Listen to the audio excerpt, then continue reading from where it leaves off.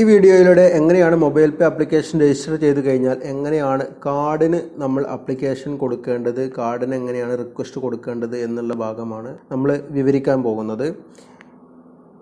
ഈ ഭാഗത്ത് login I D ആയിട്ട് നമുക്ക് നമ്മുടെ മൊബൈൽ നമ്പറാണ്, രജിസ്റ്റർ ചെയ്ത മൊബൈൽ നമ്പറാണ് നമ്മൾ നൽകേണ്ടത്. ആ മൊബൈൽ നമ്പർ കൃത്യമായിട്ട് നമ്മൾ നൽകുക. നമ്മൾ നേരത്തെ നൽകിയിട്ടുള്ള പാസ്വേഡ് കൊടുക്കുക. ആദ്യമായിട്ട് ഈ ഓപ്ഷനിലേക്ക് കടക്കുന്ന ആളുകൾ പാസ്വേഡ് റീചേഞ്ച് ചെയ്യാൻ വേണ്ടി വരും. അവിടെ നമ്മൾ പുതിയ പാസ്വേഡ് കൊടുക്കുക. നമ്മൾ പാസ്വേഡ് കൊടുത്ത് നമ്മൾ ലോഗിൻ ചെയ്യുക. ലോഗിൻ ചെയ്ത് കഴിഞ്ഞാൽ ഇപ്പോൾ നമുക്ക് സ്ക്രീനിൽ കാണുന്ന തരത്തിലുള്ളൊരു ഇൻ്റർഫേസ് ആണ് നമുക്ക് കാണാൻ കഴിയുക. ഇതിൽ മുകളിൽ പേ, നിയർ ബൈ തുടങ്ങിയ കാര്യങ്ങൾ കാണാം. തൊട്ട് താഴെ സർവീസ്.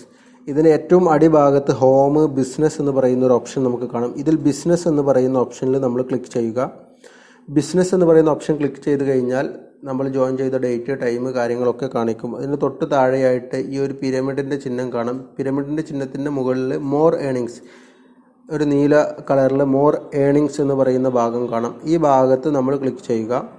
ഈ ഭാഗം ക്ലിക്ക് ചെയ്ത് കഴിഞ്ഞാൽ ഇപ്പോൾ വിൻഡോയിൽ കാണുന്ന രീതിയിലുള്ള ഈ ഒരു ഇൻ്റർഫേസ് ആണ് വരിക.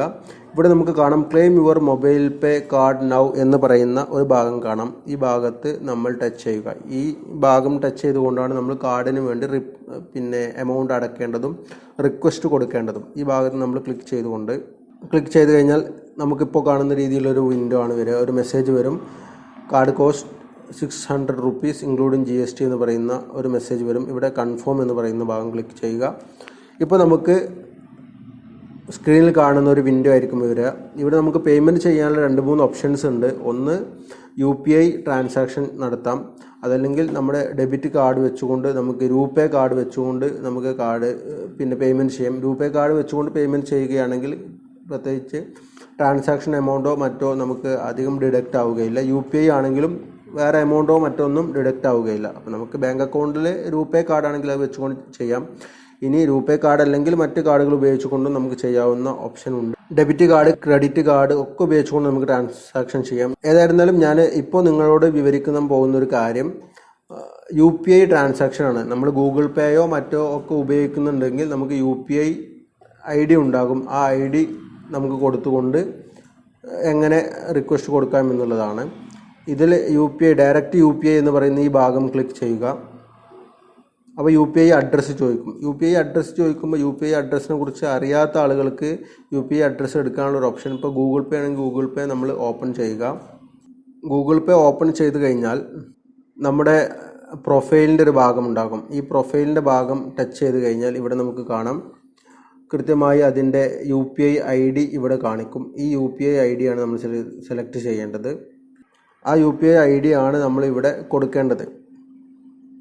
ഞാൻ എൻ്റെ UPI ID ഇവിടെ കൊടുക്കുന്നുണ്ട്.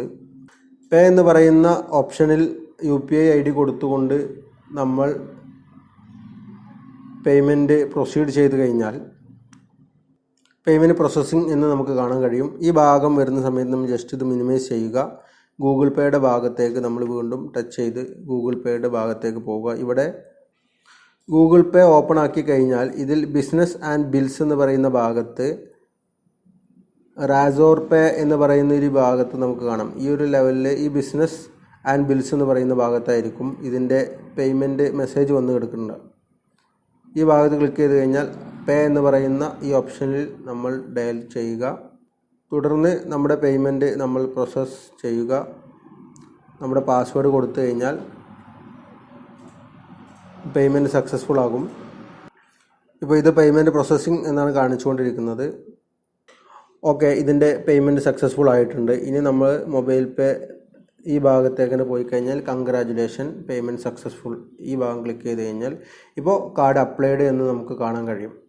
ഇപ്പോൾ നമ്മൾ കാർഡിന് ആപ്ലിക്കേഷൻ കൊടുത്തു കഴിഞ്ഞിട്ടുണ്ട്. ഇതാണ് ഇതിൻ്റെ രണ്ടാമത്തെ ഒരു സ്റ്റേജ്. അപ്പോൾ ആദ്യം രജിസ്ട്രേഷൻ നമ്മൾ പൂർത്തിയാക്കി കഴിഞ്ഞു. രണ്ടാമത്തെ സ്റ്റേജ് എന്ന് പറയുന്നത് കാർഡിനുള്ള ആപ്ലിക്കേഷനാണ്. കാർഡിന് എങ്ങനെയാണ് അപ്ലൈ ചെയ്യേണ്ടത് നമുക്ക് കൃത്യമായിട്ട് മനസ്സിലാക്കി നമ്മൾ അതുപോലെ കാർഡിന് അപ്ലൈ ചെയ്ത് കൊടുക്കുക. ഇനി മൂന്നാമത്തെ ഭാഗം അടുത്തൊരു വീഡിയോയിൽ വിവരിക്കാം. Okay, thank you.